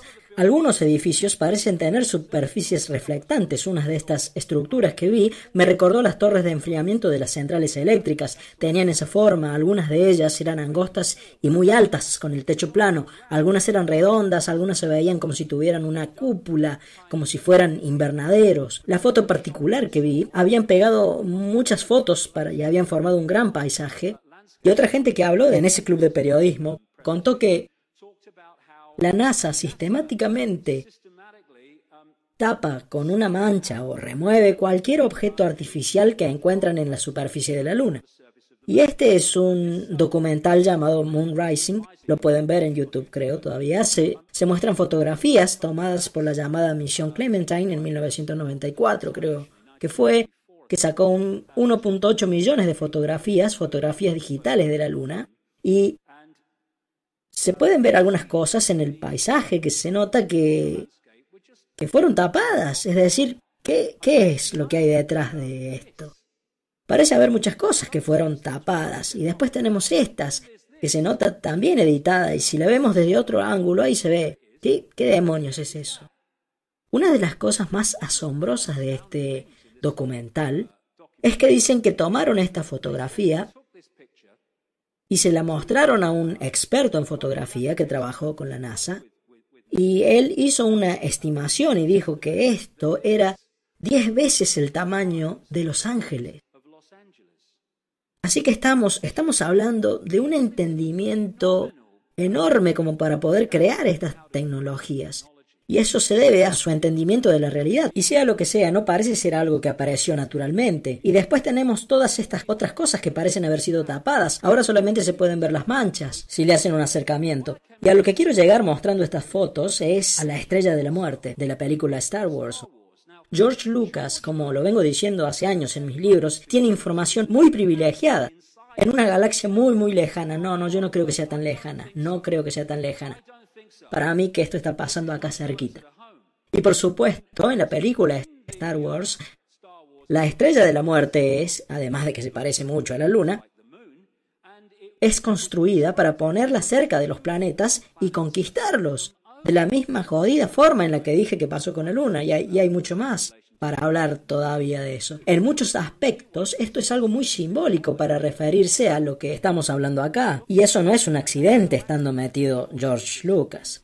Y algo interesante, esta es Mimas, que es una de las lunas verdaderas de Saturno, y al lado está la estrella de la muerte, y se ve muy interesante cuando las ponemos juntas. Como sea, también se ha afirmado, y últimamente se está haciendo con más fuerza en las últimas semanas, que una de las lunas de Marte, Phobos, es un asteroide hueco. Este tipo lo dijo hace mucho, en el 63, el jefe de matemática aplicada de la NASA, que Phobos podía ser una gran base orbitando Marte, y como digo, eso se vuelve a la parte del debate de lo que podría ser. Y repito, uno de los episodios de Star Trek hablaba de un planetoide hueco que resultaba ser de hecho una nave espacial, con todo un mundo adentro. Y mucho de lo que muestra la ciencia ficción, cuando nos ponen todas estas cosas en las narices y le llaman ficción, no es del todo ficción, ellos lo sacan de la realidad. Así que bueno, como venía diciendo, no solamente tenemos esta increíble sincronía matemática de tamaño y de posición entre estos tres cuerpos celestes, sino que además, como señalan los autores de quien construyó la Luna, hay una gran sincronía entre lugares como Stonehenge y otras construcciones megalíticas, y estos tres cuerpos celestes, particularmente con la Luna. Y una de las cosas que destacan es que la unidad de medida, hubo alguien llamado Alexander Tong, que fue con un ingeniero que estudió todos estos lugares en Gran Bretaña y Europa, como Stonehenge. Ellos la llaman la yarda megalítica, la cual tiene una cierta longitud. Y él dice que todos estos lugares, especialmente Stonehenge, y todos estos lugares se pueden descomponer usando esta yarda megalítica matemáticamente. Y lo que dicen los autores de este libro es que la Luna se basa en esa misma matemática. Y esto es lo que dicen. Todo esto luce muy extraño. Las construcciones megalíticas que fueron emplazadas a lo largo de Europa Occidental eran generalmente usadas para la observación del Sol y la Luna, pero ¿cómo podría la unidad de medida en la que se basó la construcción de estas estructuras estar tan integrada con las circunferencias de estos cuerpos celestes como así también de la Tierra? Bueno, tal vez se debe a que los que construyeron Stonehenge y el resto de las construcciones megalíticas del mundo antiguo, algunas imposibles de construir ahora, fueron los mismos que están controlando la Luna. Y bueno, esto puede sonar controvertido, pero bueno, ya saben cómo es, soy conocido por eso. Yo pienso que estas construcciones fueron puestas ahí para suprimir la red de energía de la Tierra por las razones que voy a contar en un rato, porque estamos interactuando con este campo energético todo el tiempo. ¿Y cómo controlas a todos los peces al mismo tiempo? Controlando el mar en el que nadan. Y entonces, la forma para controlar a la humanidad y reprimir a la humanidad es controlar el campo de energía y la información disponible en ese espectro al que tenemos acceso. Y estas tremendas construcciones no fueron hechas solamente por humanos, de eso pueden estar seguros. Bueno, y este es el momento en el que seguramente me voy a quedar solo, por el momento, no sé si para siempre, pero bueno, vamos a ver. Cuando era cuento con más detalle esto en el libro, pero voy a tratar de unir los puntos ahora. De lo que me di cuenta cuando estaba reuniendo toda esta información, de nuevo, fue de algo que yo llamo la Matrix lunar. La primera parte de esta conferencia es crucial para entender cómo es que esto funciona. La Matrix lunar es una frecuencia, un canal que se emite desde la Luna, el cual es, en efecto, un hackeo a la computadora del cuerpo humano y al universo virtual en general, y que ha creado una subrealidad dentro de la realidad virtual más grande. Así que lo que voy a decir de nuevo, porque es importante, vemos una luna física, pero en realidad es una construcción virtual, igual que todo lo demás en esta realidad es información en forma de onda. Y yo diría, por supuesto, esto será cada vez más obvio conforme pasen los años, yo diría que la luna es, en realidad, no solamente lo que dijimos hasta ahora, sino también un portal interdimensional a través del cual entidades y energías pueden salir de otra realidad y entrar a esta. Entran por ahí. Su posición es tan perfecta, como verán si lean no solamente mi libro, sino también quién construyó la Luna. Su posición con respecto a la Luna y al Sol es tan perfecta porque eso tiene un efecto que ayuda a crear esta subrealidad. Lo que estoy diciendo es que esta frecuencia se está emitiendo desde la Luna y ha creado una subrealidad que nosotros estamos constantemente decodificando, y la manipulación genética de la humanidad ampliamente descrita por los antiguos, toma la computadora del cuerpo y la sintoniza, la conecta a este rango de frecuencia que yo llamo la Matrix lunar. Este es un dibujo conceptual de Neil Haig sobre este monopolio. Este es el mundo, la estructura que nosotros estamos experimentando. Estamos constantemente girando y girando en un mundo limitado. Y lo que estoy sugiriendo es que estamos siendo masivamente influenciados. De hecho, nos han convertido en una mente colmena a través de esta transmisión, la cual nos mantiene limitados por los sentidos. El tema era que operara como un mecanismo de funcionamiento predeterminado, es decir, que ni bien empeces a despertar, cuando empezás a no querer continuar en el ciclo y seguir en él, entonces por defecto te empuja hacia atrás, porque la presión de esta Matrix lunar nos empuja dentro de esta asfixiante sensación de limitación. Lo que hace la realidad virtual es básicamente secuestrar los 5 sentidos y ponerlos a decodificar la información que manda el juego de computadora y reemplazarla por la realidad. Lo que digo es que esta Matrix lunar está haciendo exactamente lo mismo y que eso es parte del modus operandi con el que van conquistando planetas. Nuestros 5 sentidos han sido encerrados dentro de otra cosa y estamos decodificando una falsa realidad. Básicamente, nosotros estamos conectados a esto, simbólicamente hablando, lo cual es una mente colmena, y que es la razón por la que actuamos como un rebaño. Y bueno, y la gente dice, bueno, téngame paciencia, hay que ir paso a paso. Todo lo que he estado relatando esta noche se trata de que esta frecuencia vibratoria base de los agujeros negros atraviesa el ciclo y libera información en forma de fotones solares que decodificamos y que hacen cambiar nuestra realidad mientras vamos avanzando a través de las diferentes épocas. Y lo que digo es que esta Matrix lunar ha hackeado ese flujo de energía fotónica y ha hecho lo que hacen las autoridades chinas, el sistema informático de China. Nos han bloqueado el acceso a vastas áreas del universo de realidad virtual en el que solíamos estar antes. Ahora bien, si alguno entre ustedes piensa que esto es fantasía, que nosotros podamos ver cosas que no están ahí y no ver cosas que sí están ahí, esto lo publicó el New Scientist. Estados Unidos recientemente ha pasado de analógico a televisión digital. En un corto periodo de tiempo de más o menos un año, las frecuencias analógicas ya no estaban disponibles porque a partir de ahí se iban a usar para cosas como la telefonía celular. Y de repente, por primera vez, los científicos pueden ver y conectarse con ondas de radio de otras galaxias que los científicos antes no podían ver. ¿Y por qué antes no podían? Porque estábamos usando la tele que necesita antena. Anterior al cambio de frecuencia en Estados Unidos, ondas de radio generadas naturalmente de frecuencias que van entre 700 y 800 MHz eran bloqueadas por las señales de TV analógicas, evitando que los astrónomos que investigan el universo usaran ese ancho de banda. La liberación de este ancho de banda va a permitir la oportunidad única de ver galaxias que están en ese rango de frecuencia. Ahora imagínense los usos que le podrían dar a esta tecnología que bloquea frecuencias y que hace que no podamos ver lo que está ahí y ver cosas que no están ahí. Y yo opino que esto es lo que están haciendo. Iré dando más detalles conforme avancemos. En efecto, estamos viviendo dentro de una burbuja de realidad virtual, dentro del universo de realidad virtual más grande. Y se conecta con nuestro sistema de emisión y transmisión, lo mismo que con la Tierra, y crea esta situación en la que nos encontramos, decodificando un mundo que quizás incluso no exista. Quién sabe, pero seguro que es diferente del mundo que percibimos ahora. Y volvamos con esto, lo vamos a analizar mejor ahora.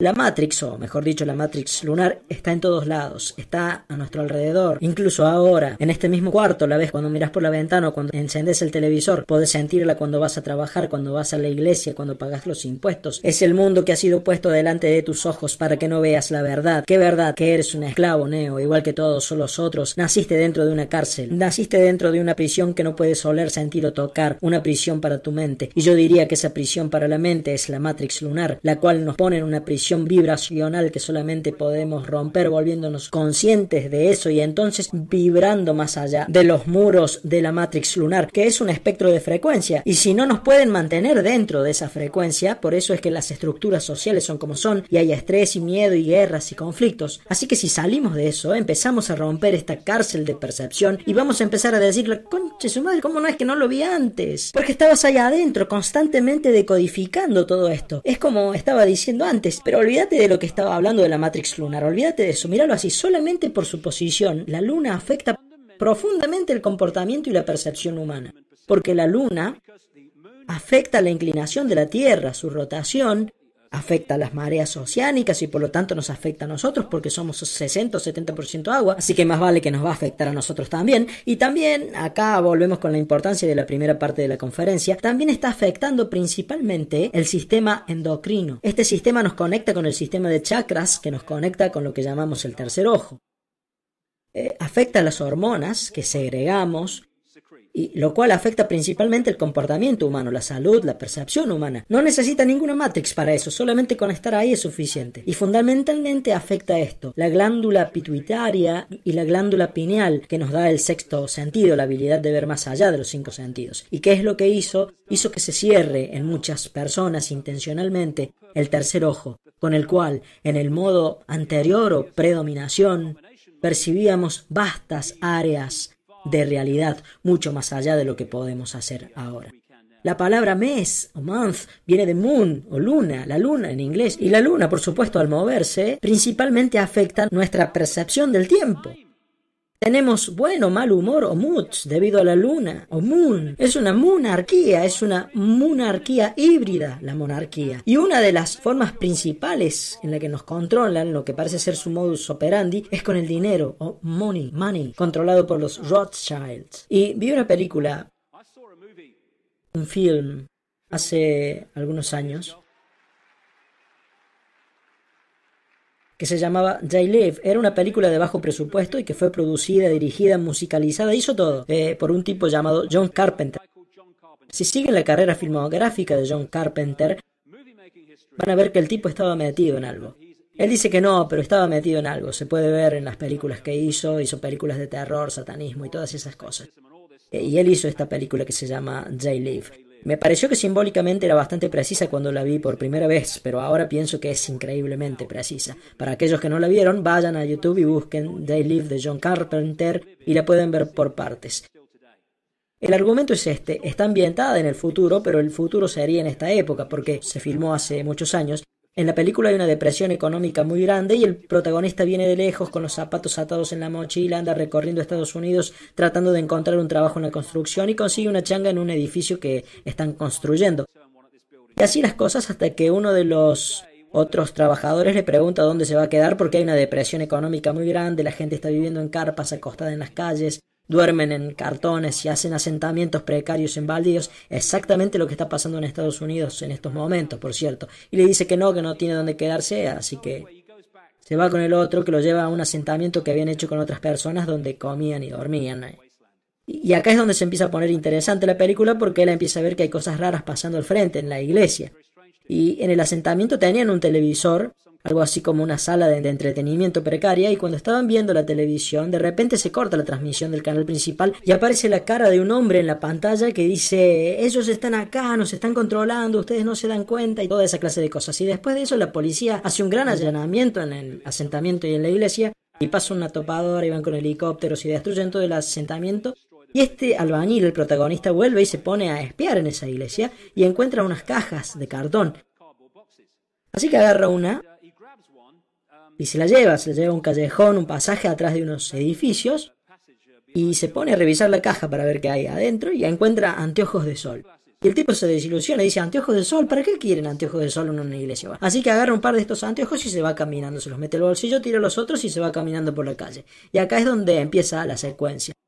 Cuando él se pone los anteojos de sol, el mundo repentinamente se empieza a ver muy, pero muy diferente.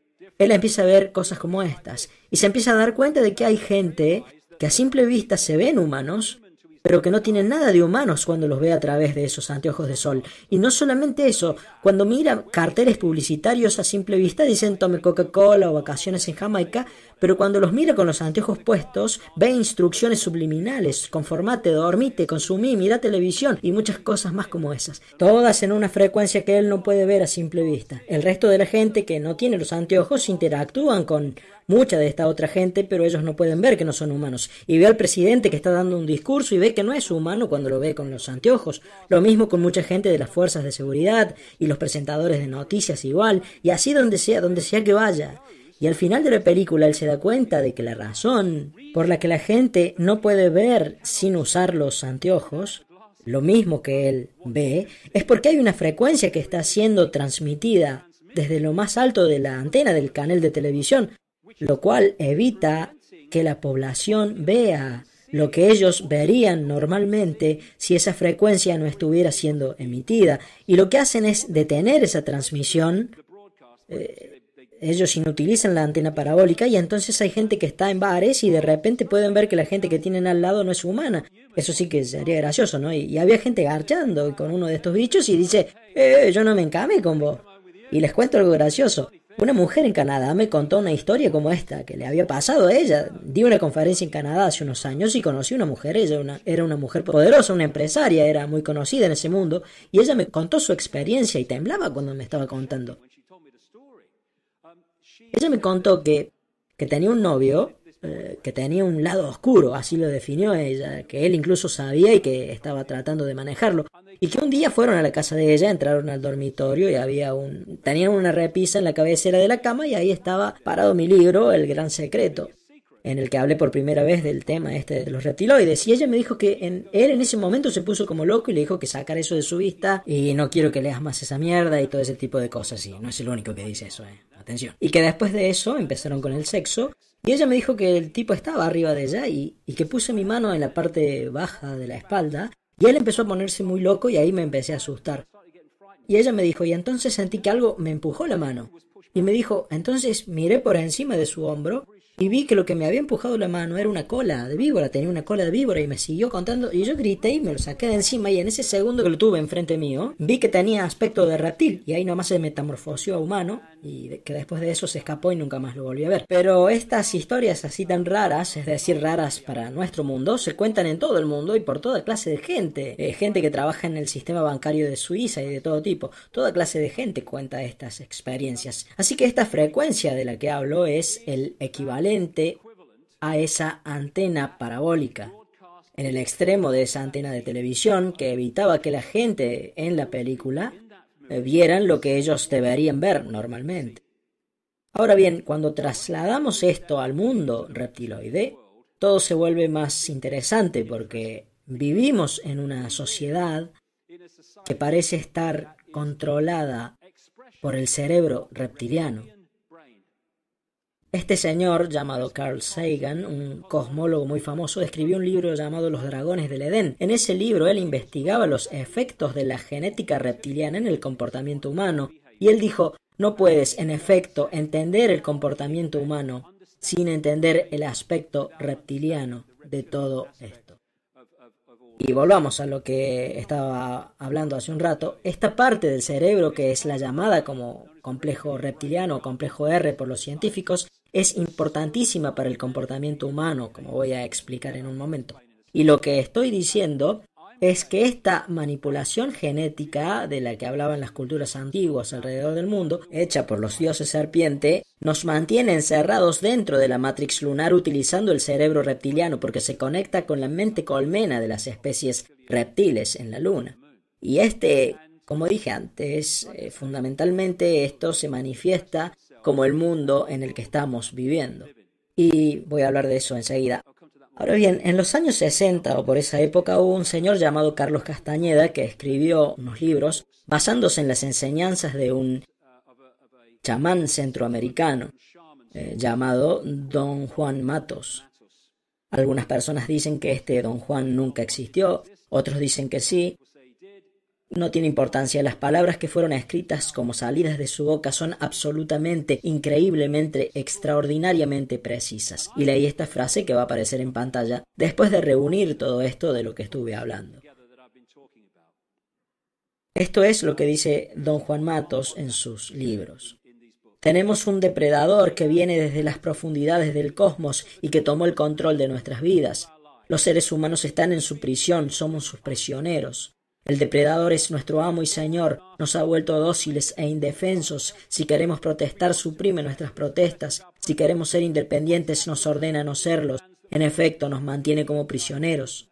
Nos han conquistado porque somos comida para ellos. Nos exprimen sin piedad porque somos su sustento.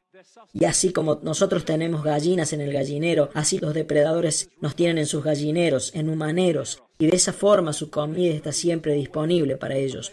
Piensa por un momento y dime cómo explicarías la contradicción que hay al ver la inteligencia del hombre en sus obras de ingeniería y la estupidez de sus religiones y creencias, o la estupidez de su comportamiento contradictorio. Los hechiceros creen que los depredadores nos han dado nuestras religiones y creencias, nuestra noción del bien y el mal, nuestras costumbres sociales. Ellos son los que crean nuestra idea del fracaso o del éxito. Nos dieron la codicia, la avaricia y la cobardía. Es este depredador el que nos hace ser complacientes, rutinarios y maníacos egoístas.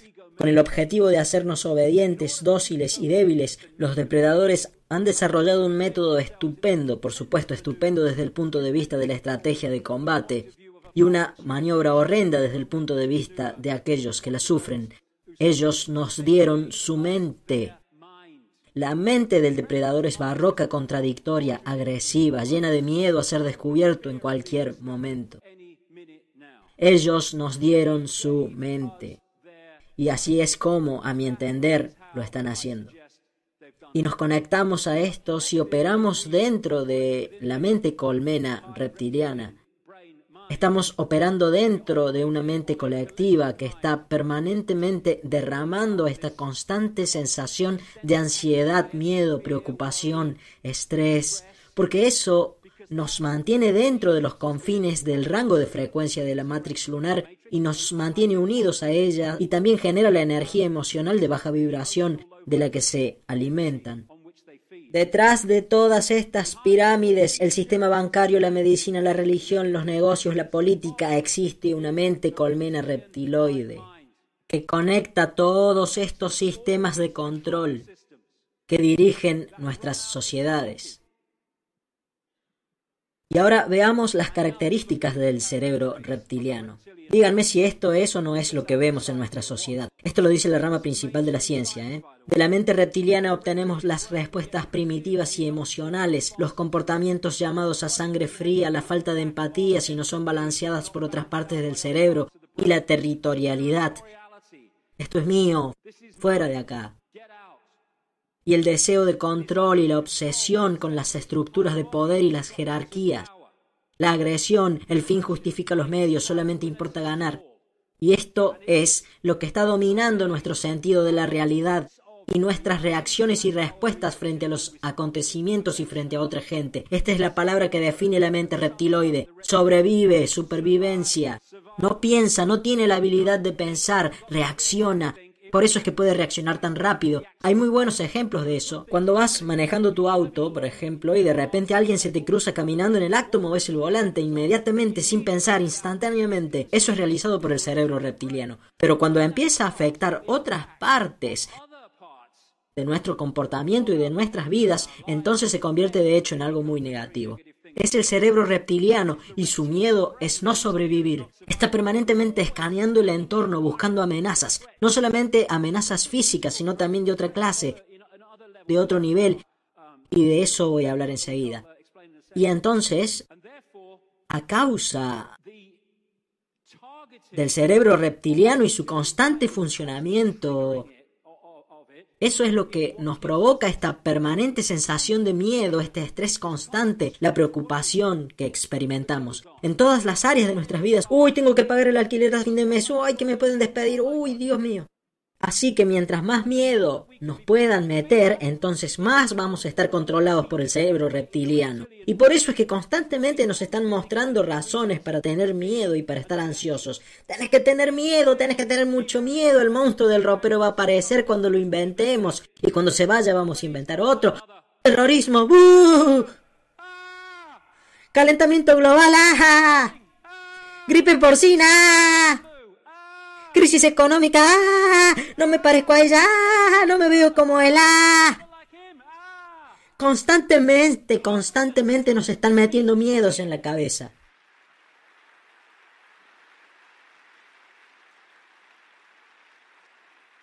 Y así nos mantienen dentro del sistema de control. Y esto no es solamente supervivencia física, también es supervivencia del estatus, del poder, de la reputación, superioridad, preeminencia intelectual, La conformidad con las autoridades y las jerarquías es otra característica del cerebro reptiliano. Solamente soy un peón en esta sociedad. Y entonces cuando se muestra información que desafía el status quo, el punto de vista aceptado por los científicos y los académicos, ellos reaccionan vehementemente. ¿Por qué? Porque su cerebro reptiliano les patea la nuca, la supervivencia de la reputación y la supervivencia de sus sistemas de creencias. Y también aparece cuando muestran información que desafía los sistemas de creencias religiosas de la gente. Y no solamente si dicen estás equivocado o algo como eso, sino solamente con mostrar información que si llegara a ser cierta, demostraría que las creencias de esa persona no pueden ser ciertas. Entonces esas personas te atacarán con vehemencia. ¿Por qué? Porque su cerebro los patea en la nuca, porque su sistema de creencias está en peligro de muerte. El miedo de quedarse sin dinero, el deseo por el dinero está controlado principalmente por el cerebro reptiliano. Tiene dos polaridades. Una, el miedo a no sobrevivir, es decir, el miedo a no poder pagar el alquiler o la comida. Y por otro lado, pueden ser firmemente confinados dentro del cerebro reptiliano, y esto es lo que hacen los linajes híbridos, diciendo que lo necesario para sobrevivir es mucho más de lo que es realmente necesario para sobrevivir. Así que por eso hay gente, especialmente dentro de esta red de linajes híbridos, que tiene más plata de la que podrían gastar en 100 vidas, pero salen cada mañana y van a buscar más. Es una obsesión, es una adicción que tienen, y se conecta con el cerebro reptiliano, que controla principalmente nuestra percepción de la realidad. Y volvamos a Don Juan Matos. Ahora sé que, aunque nunca hayas pasado hambre por necesidad, sientes hambre y ansiedad por comer, que no es otra cosa que la ansiedad del depredador, que teme que en cualquier momento su táctica pueda ser descubierta y que eso haga que su comida se escape. A través de esta mente, que al final de cuentas es su mente, estos depredadores inyectan en la vida de los seres humanos lo que sea conveniente para ellos, y se aseguran de esta manera un cierto grado de seguridad para actuar como un paragolpes contra este miedo. Hechiceros del antiguo México dicen: el hombre solía ser un ser completo en una época, con ideas estupendas y una capacidad de conciencia que son leyendas mitológicas ahora. Y parece que todo eso desapareció de repente y ahora tenemos un hombre sedado. Lo que estoy diciendo es que no nos enfrentamos a un depredador común, es muy inteligente y organizado, sigue un método sistemático para volvernos inofensivos para él, tiene un modus operandi que sigue religiosamente. El hombre, ese ser mágico que ha sido destinado a ser, ya no es más mágico. Es un pedazo de carne que se caza. El hombre ya no tiene sueños de hombre, tiene los sueños de un animal que ha sido criado para ser un pedazo de carne, negociado como un animal e invisibilizado. Por esto es que debemos volvernos conscientes para salir de todo esto. El control de la percepción es la base de esta conspiración. Ustedes saben que yo hablo de los 11S, de las estafas bancarias y de la ingeniería social, pero esto es la base de todo, y si no entendemos eso, vamos a seguir dando vueltas en círculos y no vamos a ir a ningún lado. Otra cosa interesante, las leyendas zulúes dicen que antes de que llegara la luna, ellos solían ver el sol como una deidad femenina, y entonces todo eso cambió. Este cambio de percibir el sol como algo femenino a percibirlo como masculino hizo posible la creación de reyes guerreros que tomaban todo lo que querían por la fuerza. Todo cambió cuando la percepción del sol cambió. Y la percepción del sol cambió cuando empezó la Matrix lunar y cambió nuestra percepción del todo. Y en muchos aspectos estamos en la película Avatar. No digo que James Cameron estaba hablando de esto, estoy diciendo lo que significa para mí. La gente azul, los Na'vi, vivían en completa armonía con todo lo demás. Digo que esto para mí simboliza muy bien a los humanos, a cómo éramos antes de que llegaran los depredadores. Y entonces las tropas norteamericanas llegan con toda su tecnología y matemos a la gente. Necesitamos estos recursos naturales, así que vayamos y destruyamos todo para llevarnos. Ellos representan para mí esta intervención reptiloide. Y también en la misma película Avatar, por supuesto, está el concepto de la posesión de la gente azul. Y así ellos podían infiltrar su sociedad, tomando la forma física de los nativos y ocultando su verdadera forma.